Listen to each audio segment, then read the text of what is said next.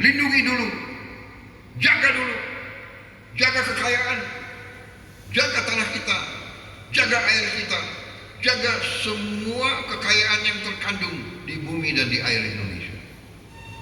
Itu perintah Undang-Undang Dasar. Pendiri bangsa kita seperti itu. Baru setelah aman, baru kita bisa memajukan kesejahteraan umum. Tadi, there is no prosperity without peace. There is no peace without a strong defense. Tidak ada perdamaian tanpa pertahanan yang kuat.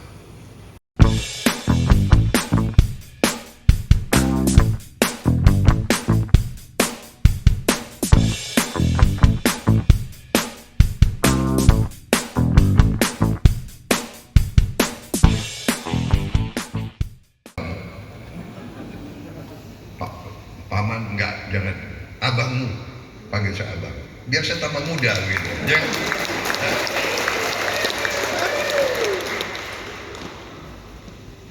Jadi saya punya ponakan kan, dia punya anak. Datang ke rumah saya. Maaf, saya ini kasih contoh tidak baik. Anaknya saya panggil, jangan panggil saya kakek ya. Panggil saya om. Kalau kau panggil saya om, ini saya kasih 100.000 rupiah. Ini sudah budaya gak baik anak itu. Jadi kalau dia ke rumah saya, om, kaget bapaknya. Ini kan paman saya, kok panggil om.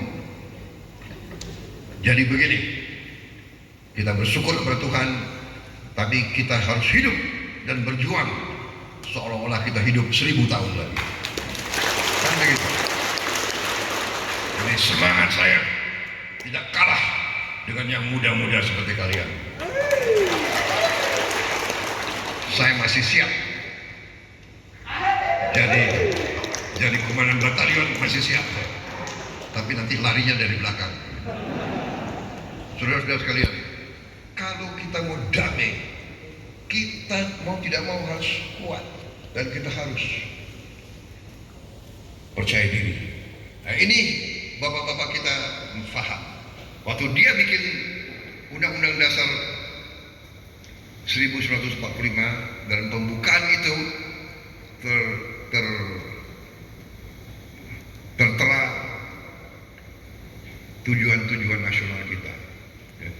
Tujuan nasional kita pertama adalah melindungi, bayangkan ya, melindungi segenap bangsa Indonesia dan seluruh tumpah darah Indonesia. Berarti pertahanan itu fungsi pertama. Ya. Tapi pendiri bangsa kita pejuang, banyak pemimpin kita dari tentara, dan kita tentara Indonesia adalah tentara rakyat. Kita berasal dari rakyat. Waktu dibangun pertama nggak ada surat keputusan, tidak ada gaji. Siapa yang merasa gabung, ayo. Jadi kita ini tentara rakyat, TNI tentara rakyat. Yang mengatakan TNI bukan tentara rakyat itu saya kira dia nggak tahu dia tinggal di mana. Mungkin dia hidup dalam dunia agak fantasi, mungkin saya nggak mengerti deh, saya nggak mau komentar deh. Tapi bapak-bapak kita membuat pembukaannya berbunyi bahwa yang pertama, lindungi dulu, jaga kekayaan, jaga tanah kita, jaga air kita, jaga semua kekayaan yang terkandung di bumi dan di air Indonesia. Itu perintah Undang-Undang Dasar. Pendiri bangsa kita seperti itu. Baru setelah aman, baru kita bisa memajukan kesejahteraan umum. Tadi, there is no prosperity without peace. There is no peace without a strong defense. Tidak ada perdamaian tanpa pertahanan yang kuat. Kalau kita tidak punya angkatan perang yang kuat, tidak punya angkatan laut yang kuat, tidak punya angkatan udara yang kuat, tidak punya rakyat yang militan. Bagus ya, nikel di daerahmu, gue ambil deh. Bagus ya, boksit di negaramu, gue ambil deh. Lautnya banyak ikan, saya kirim 5.000 kapal ikan, ambil ikan di air kamu. Kamu punya emas banyak, saya ambil. Kita akhirnya diadu domba, dihasut sini, hasut sana, hasut sini, hasut sana. Mereka ajarkan kepada kita sistem mereka, seolah sistem mereka bagus. Ini saya bukan anti asing. Saya sekolahnya di sana semua. Tapi ini yang saya dapatkan, bahwa dalam persaingan antara bangsa dan antar negara, yang penting bagi mereka survival mereka, yang penting bagi mereka kekayaan mereka. Rakyat mereka harus kaya, persetan dengan rakyat lain. Ini yang terjadi. Bukan kita yang menjajah mereka di Eropa, bukan. Mereka yang datang ke sini. Kemudian setelah mereka jajah kita ratusan tahun, setelah dia banyak bunuh orang-orang kita, dia datang sekarang mengajarkan hak asasi manusia. Dia mengajarkan demokrasi kepada kita.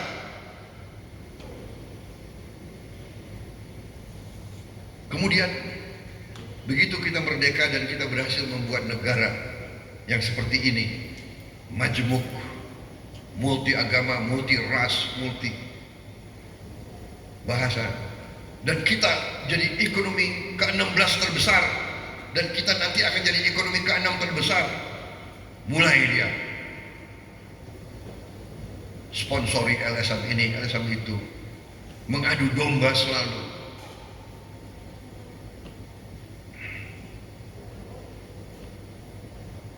Ada yang mau bikin gerakan ini merdeka, gerakan itu merdeka, gerakan OPM, gerakan Papua Merdeka. Saya anjurkan tokoh-tokoh Papua, pemuda-pemuda, tolong terbang ke Australia, lihat apa yang terjadi kepada pribumi-pribumi aborigin di Australia. Apa yang terjadi kepada, dibantai jutaan.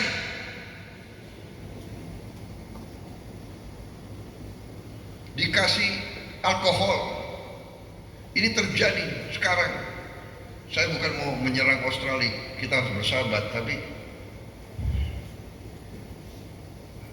saya itu jerah, saya capek lihat kita diadu domba terus. Masyarakat pribumi, masyarakat aborigin ya, yang di Australia hanya 2,5% dari jumlah penduduk Australia. Tapi cek, di penjara 25% narapidana itu orang aborigin, orang 25%. Kenapa? Kasih alkohol, kasih ini, kasih itu. Bandingkan dengan apa yang kita di Papua.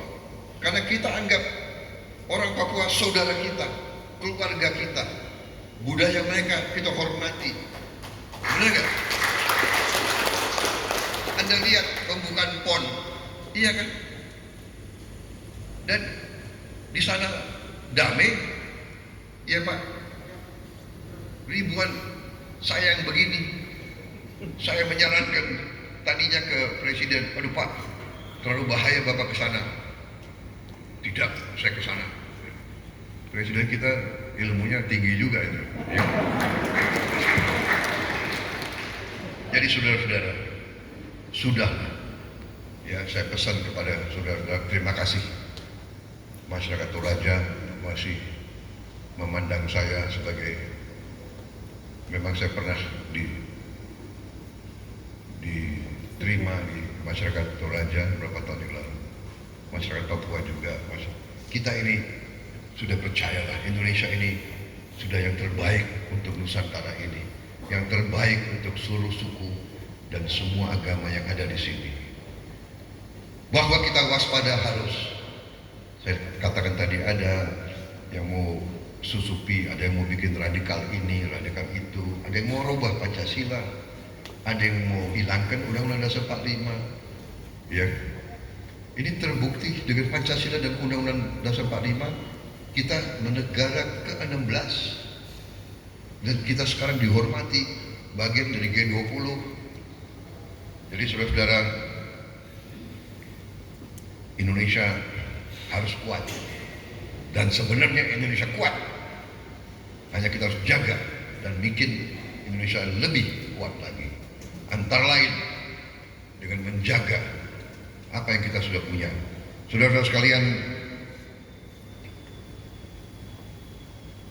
kalau kita bicara pertahanan negara, tadi berasal dari tujuan nasional, kemudian Undang-Undang Dasar. Undang-Undang Dasar kita ada 2 pasal yang bicara tentang pertahanan. Di situ dikatakan bahwa setiap warga negara berhak dan wajib untuk ikut serta dalam pertahanan negara. Ini undang-undang ada 2 pasal, pasal 27 dan pasal 30. Bisa ditayangkan ya, 27 dan 30. Ya, jadi saudara-saudara,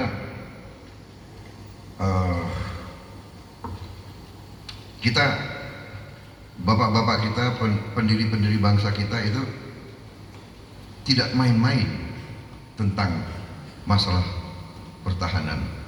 Mereka mengatakan setiap warga negara wajib, berhak dan wajib. Dan karena itulah sistem pertahanan kita adalah yang kita sebut sistem pertahanan dan keamanan rakyat semesta.